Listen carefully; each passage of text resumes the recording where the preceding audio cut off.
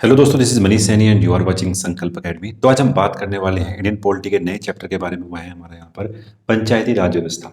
तो पंचायती राज व्यवस्था के बारे में आज हम बात करने वाले हैं। हम लगभग अंतिम पड़ाव पर यहाँ पर पहुँच चुके हैं। जितनी भी महत्वपूर्ण चीज़ें थी पॉलिटी में वो हमने अब तक अपने डिस्कस कर ली हैं। अगर आपने वो नहीं देखी है तो आप हमारे चैनल के प्लेलिस्ट में जाकर उसको एक बार देख सकते हैं। तो आज हम बात करेंगे यहाँ पर पंचायती राज व्यवस्था के बारे में। यदि आप इस चैनल पर नए हैं तो प्लीज़ सब्सक्राइब करें, अपने दोस्तों के साथ शेयर करें। यदि आप सब्सक्राइब करते हैं, शेयर करते हैं तो हम भी मोटिवेट होते हैं यहाँ पर नई नई वीडियो बनाने के लिए। तो आज हम पंचायती राज व्यवस्था के बारे में बात करने वाले हैं। इसको हम स्थानीय स्वशासन भी बोलते हैं, यानी जहाँ पर शासन जनता द्वारा, वहाँ के लोकल जो पीपल्स हैं उनके द्वारा वहाँ पर देखने को मिलता है। यह भारत के लिए कोई नई व्यवस्था नहीं थी। भारत प्राचीन काल से ही यहाँ पर इस व्यवस्था का अनुकरण कर रहा था। तो हम देखते हैं कि किस तरीके से चोल साम्राज्य में, यानी एंशिएंट पीरियड की बात करते हैं, तो चोल साम्राज्य में स्थानीय स्वशासन हमको देखने को मिलता है, जो काफ़ी मजबूत स्थिति में वहाँ पर था। वहाँ पर उसको अलग अलग पावर दी गई थी, पावर डिस्ट्रीब्यूशन वहाँ पर किया गया था। फिर हम आते हैं यहाँ पर मध्यकालीन भारत में। मध्यकालीन भारत में थोड़ा बहुत ये हमें कमज़ोर दिखाई पड़ता है, लेकिन कहीं ना कहीं ये अपने अस्तित्व को वहाँ पर बचाने में कामयाब रहा था। क्योंकि अगर हम बात करते हैं मध्यकालीन भारत में, मध्य भारत में राजतंत्र यहाँ पर मजबूत था, और इसी मजबूती के कारण जो लोकल गवर्नमेंट्स थी वो यहाँ पर कमज़ोर देखने को मिलती थी। यानी जो हमारे पास जो स्थानीय स्वशासन था वो थोड़ा कमज़ोर देखने को मिलता है। तब हम ब्रिटिश पीरियड में आते हैं। तो ब्रिटिश पीरियड में हमको देखने को मिलता है कि ब्रिटिश पीरियड में देखते हैं हम कि लॉर्ड रिपन के द्वारा स्थानीय स्वशासन का निर्माण किया गया था। और ये किया गया था 1882 में, यानी 1882 में यहाँ पर स्थानीय स्वशासन का निर्माण किया गया था ब्रिटिश पीरियड में। तो हम देखते थे कि लगातार ही ये अपने अस्तित्व को बचाए हुए था।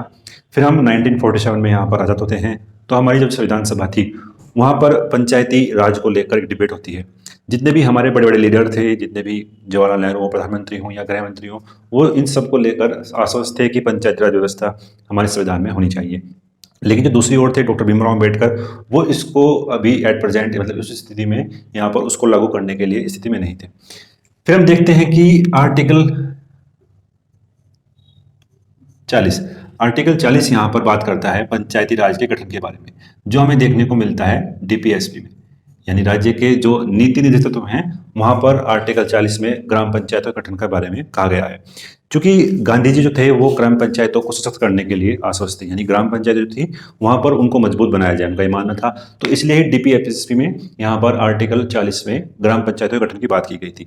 उस समय भारत इतना मजबूत नहीं था कि वो पंचायती राज व्यवस्था को लागू कर सके, तो इसलिए इसको यहाँ डीपीएसपी में रखा गया था, ताकि जब समय और परिस्थितियाँ अनुकूल होंगी तब हमें पंचायती राज व्यवस्था को यहाँ पर लागू कर सकते थे।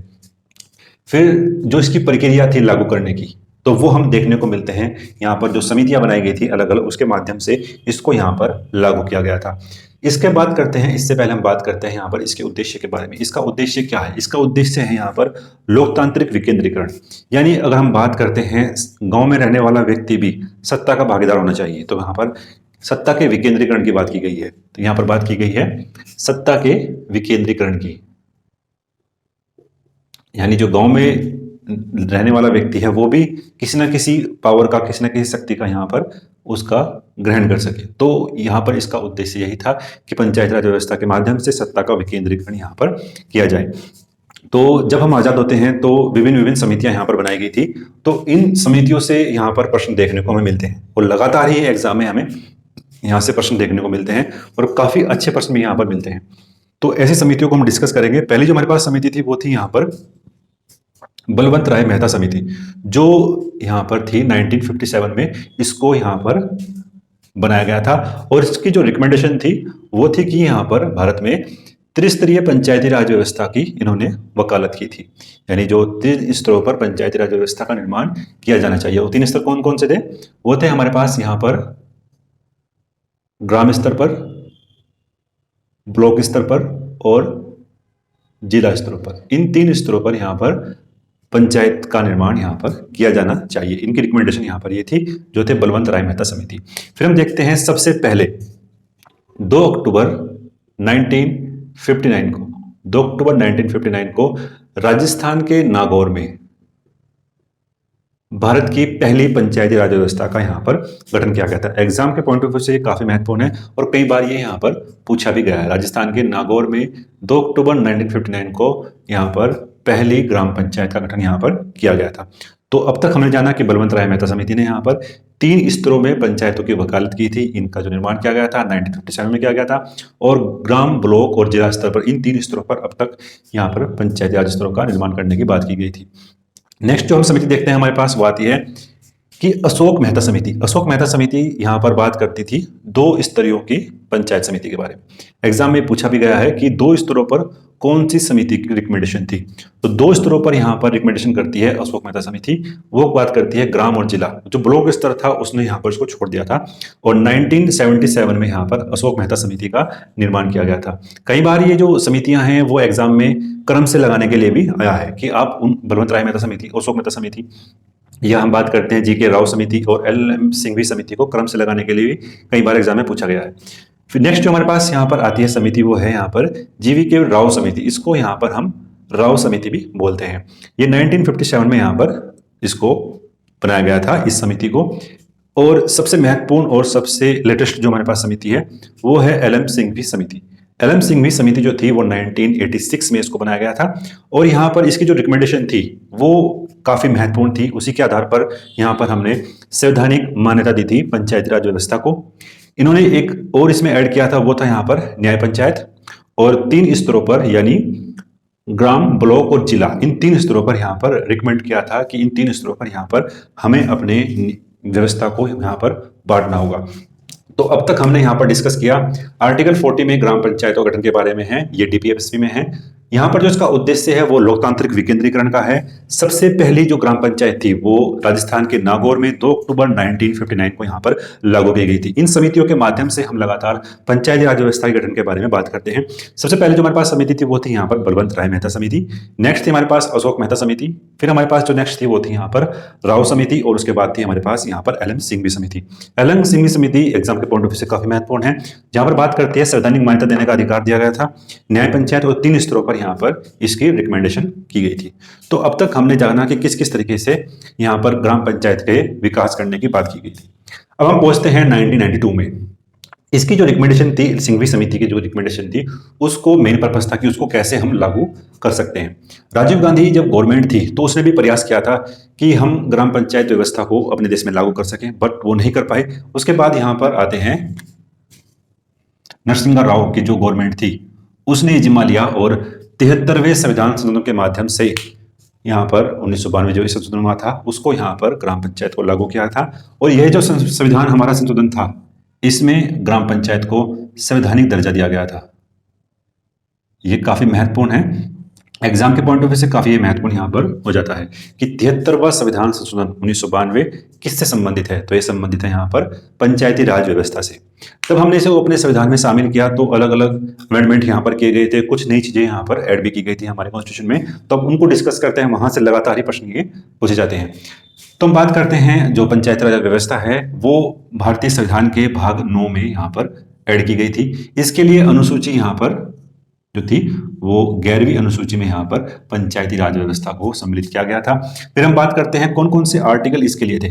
तो आर्टिकल 243 से 243 ओ तक यहाँ पर पंचायती राज व्यवस्था को सम्मिलित किया गया था। फिर हम बात करते हैं यहाँ पर जो जो प्रणाली थी वो कौन सी प्रणाली थी, यानी इन दोनों ही रिकमेंडेशन के आधार पर बलवंत राय मेहता समिति और एल.एम. सिंघवी समिति के आधार पर यहाँ पर 3 स्तरीय प्रणाली को सम्मिलित किया गया था। लेकिन एक क्लोज यहाँ पर और हमारे संविधान के जो संविधान के माध्यम से हमने इसमें ऐड किया था कि 20 लाख से कम यदि किसी स्टेट की जनसंख्या है तो वो 2 स्तरों पर भी यहाँ पर निर्माण कर सकती है अपनी पंचायत राज व्यवस्था के। 2 स्तर कौन कौन से थे यहाँ पर, उसके बारे में बात करते हैं। ग्राम और यहाँ पर जिला, इन 2 स्तरों पर भी यहाँ पर पंचायती राज व्यवस्था का निर्माण वो कर सकती थी। तो उसने यहाँ पर ब्लॉक जो स्तर में जो पंचायत राज व्यवस्था थी उसको यहाँ पर छोड़ दिया था। यदि किसी स्टेट की 20 लाख से कम जनसंख्या है तो वो 2 स्तरों पर भी यहाँ पर पंचायत राज व्यवस्था का निर्माण कर सकती है। तो ये पूरा सिनेरियो था यहाँ पर कि कौन कौन से आर्टिकल, कौन कौन से भाग, अनुसूचियां यहाँ पर सम्मिलित की गई थी। एग्जाम के पॉइंट ऑफ व्यू से काफी महत्वपूर्ण है, मैं बार बार कह रहा हूँ, यहाँ से प्रश्न पूछे जाते हैं। अनुसूची 11 भाग 9 आर्टिकल 243 से 243 ओ तक यहाँ पर सम्मिलित किया गया था। नेक्स्ट हम बात करते हैं कुछ उनके सीटों के आरक्षण में भी बात की गई थी। केवल और केवल पंचायती राज व्यवस्थाओं में महिलाओं के आरक्षण की बात की गई है। यह भी कई बार प्रश्न पूछा गया है कि कौन सी व्यवस्था में महिलाओं के लिए आरक्षण की बात की गई है। तो महिलाओं के लिए आरक्षण की बात की गई है यहाँ पर पंचायती राज व्यवस्था में। तो वो कितना है यहाँ पर, तो वो है यहाँ पर 1/3। तो कम से कम 1/3 यहाँ पर आरक्षण की व्यवस्था होनी चाहिए महिलाओं के लिए। लेकिन उसके बाद कुछ स्टेट हमें ऐसे दिखाई पड़ते हैं कि उन्होंने इसको बढ़ाकर कितना किया, 50%, या हम बात करते हैं 1/2। तो कुछ ऐसे स्टेट भी हमें देखने को मिलते हैं जिन्होंने यहाँ पर इस आरक्षण को बढ़ाकर 1/2 या 50% भी किया था। तो सबसे पहले बात करते हैं, सबसे पहले ऐसा कौन सा स्टेट था, वो था यहाँ पर बिहार। बिहार ने महिलाओं के आरक्षण को बढ़ाकर 50% यहाँ पर किया था। तो उसके बाद लगातार यहाँ बहुत से ऐसे राज्य हैं, उनमें उत्तराखंड भी है, जिन्होंने 50% आरक्षण यहाँ पर महिलाओं के लिए किया था। फिर हम बात करते हैं यहाँ पर एससी और एसटी के लिए भी आरक्षण था, वो जनसंख्या के अनुपात में यहाँ पर रखा गया था, यानी जनसंख्या के अनुपात के आधार पर उनके लिए आरक्षण की व्यवस्था यहाँ पर की गई थी। फिर हम बात करते हैं यहाँ पर चुनाव के बारे में, यानी जो ग्राम पंचायत व्यवस्था है उसके लिए चुनाव की जिम्मेदारी यहाँ पर किसको दी गई है। तो उसके लिए स्पेशली हमने यहाँ पर राज्य निर्वाचन आयोग का गठन किया था। यह बिल्कुल ही सेपरेट है हमारे निर्वाचन आयोग से, उससे बिल्कुल ही अलग है। यहाँ पर केवल जिम्मेदारी दी गई है कि वो पंचायत राज व्यवस्था और नगर पालिका के जो चुनाव है वो यहाँ पर कंडक्ट कराता है। जो हमारा भारत का जो निर्वाचन आयोग है वो राष्ट्रपति, उपराष्ट्रपति, विधायक, सांसद के लिए यहाँ पर चुनाव की प्रक्रिया को संभालता है।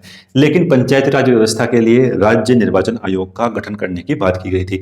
एग्जाम के पॉइंट ऑफ व्यू से काफी महत्वपूर्ण है, कई बार ये एग्जाम में पूछा भी गया है और यहाँ पर स्टूडेंट इस चीज को लेकर कंफ्यूज भी दिखाई पड़ते हैं। फिर हम बात करते हैं उनके कार्यकाल के बारे में, यानी जो पंचायती राज व्यवस्था के जो सदस्य हैं, जो उनके मेंबर्स हैं, वो कितने साल के लिए यहाँ पर चुनकर आते हैं। तो बात करते हैं उनका जो कार्यकाल है वो यहाँ पर 5 वर्ष का हमें देखने को मिलता है। यदि कोई ऐसी कंडीशन हमें दिखाई पड़ती है, उनका यहाँ पर पंचायत राज व्यवस्था का यहाँ पर विघटन होता है, तो 6 माह के अंदर यहाँ पर उनको चुनाव कराने होंगे। 6 मंथ के अंदर उनको यहाँ पर चुनाव कराने के बात की गई है।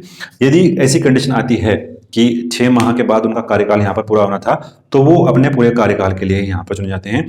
यदि 6 माह से अधिक समय है तो वो केवल उन शेष वर्षों के लिए यहाँ पर चुने जाएंगे। तो यहाँ पर यह याद रखना है।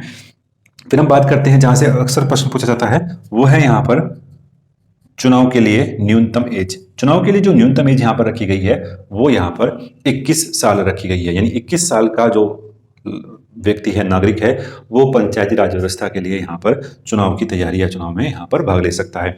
तो वोटिंग के लिए तो एज यहाँ पर 18 ही है, लेकिन चुनाव लड़ने के लिए यहाँ पर कितनी एज है, वो यहाँ पर 21 वर्ष रखी गई है। जैसे हम बात करते हैं विधानसभा या हम बात करते हैं लोकसभा के लिए, तो वहाँ पर 25 ईयर है। ऐसी राज्यसभा और विधान परिषदों के लिए यहाँ पर 30 साल की जो एज रखी गई है, तो उसको ही सेपरेट करते हुए यहाँ पर चुनाव के लिए जो पंचायतों के लिए यहाँ पर 21 साल की एज को यहाँ पर कंसिडर किया गया है। तो ये महत्वपूर्ण था यहाँ पर। तो सबसे पहले हम बात करते हैं, अब हम कुछ फैक्ट जो हमारे पास यहाँ पर बचते हैं उसके बारे में बात करते हैं। जब हमने 73वें संशोधन को लागू किया था 1992 में, तो इसको संशोधन किया गया था 1992 में, लेकिन एक डेट यहाँ पर महत्वपूर्ण हमें दिखाई पड़ती है, वो है यहाँ पर 24 अप्रैल 1993। 24 अप्रैल 1993 को यहाँ पर इस व्यवस्था को यहाँ पर लागू किया गया था। तो इसलिए ही हम 24 अप्रैल को पंचायती राज दिवस का भी बनाते हैं। तो 24 अप्रैल हमारे लिए एग्जाम के पॉइंट ऑफ व्यू से काफी महत्वपूर्ण है।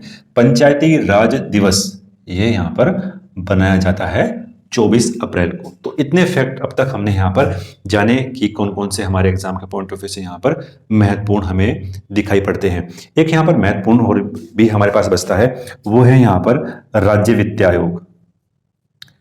राज्य वित्त आयोग, जैसे कि हम बात करते थे आर्टिकल 280 के अंदर यहाँ पर वित्त आयोग की बात की गई है, तो उसी तरह के वित्त आयोग की बात यहाँ पर की गई है राज्य वित्त आयोग में। तो हम बात करते हैं इसका गठन यहाँ पर कौन करता है, तो इसका गठन करता है यहाँ पर राज्यपाल। राज्यपाल हर 5 साल में यहाँ पर राज्य वित्त आयोग का यहाँ पर गठन करता है। तो इतने महत्वपूर्ण फैक्ट थे यहाँ पर जो एग्जाम के पॉइंट ऑफ व्यू से यहाँ पर काफी महत्वपूर्ण हमें दिखाई पड़ते थे।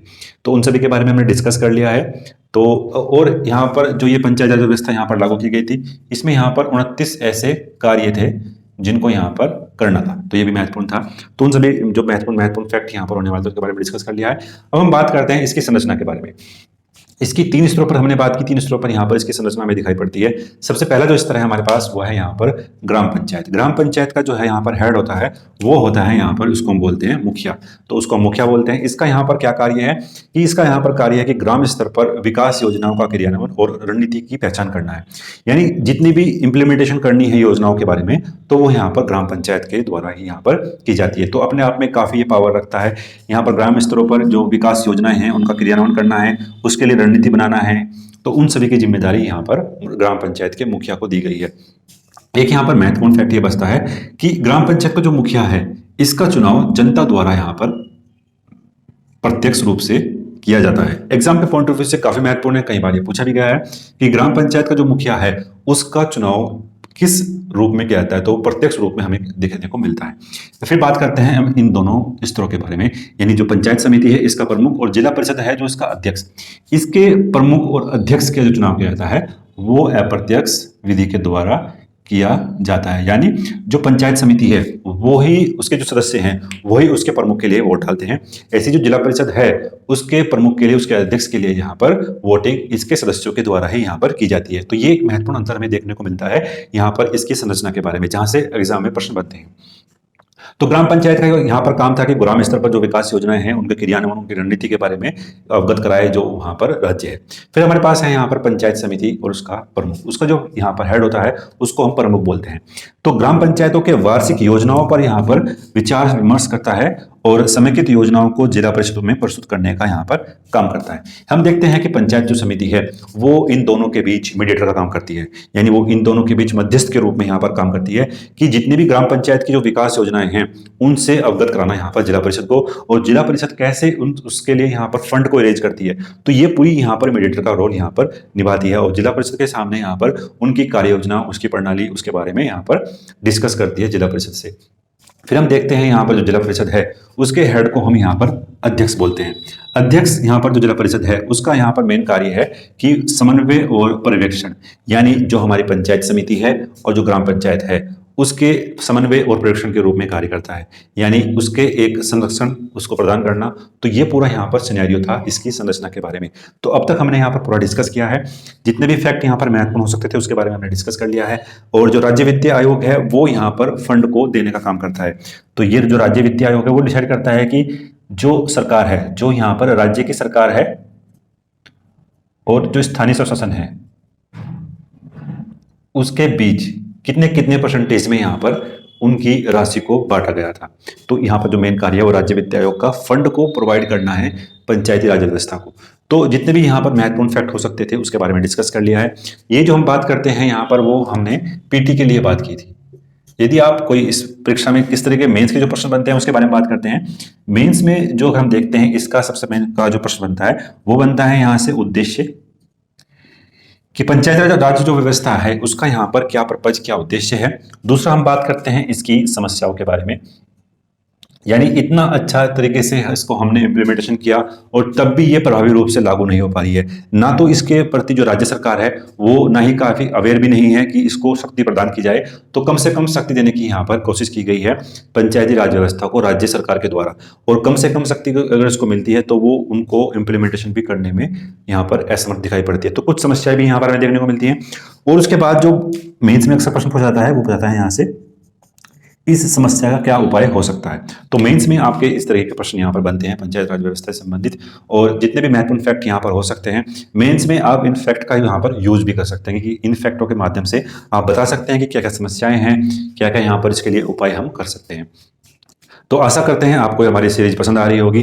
अंत तक देखने के लिए बहुत बहुत धन्यवाद। अपने दोस्तों के साथ शेयर करें, प्लीज़ लाइक करें। अगर आप लाइक करते हैं, शेयर करते हैं तो हम भी मोटिवेट होते हैं यहाँ पर नई नई वीडियो बनाने के लिए, और संकल्प एकेडमी के परिवार को बढ़ाने में आप जितना सहयोग कर सकते हैं उतना करें। धन्यवाद, मिलते हैं नेक्स्ट वीडियो में। जय हिंद।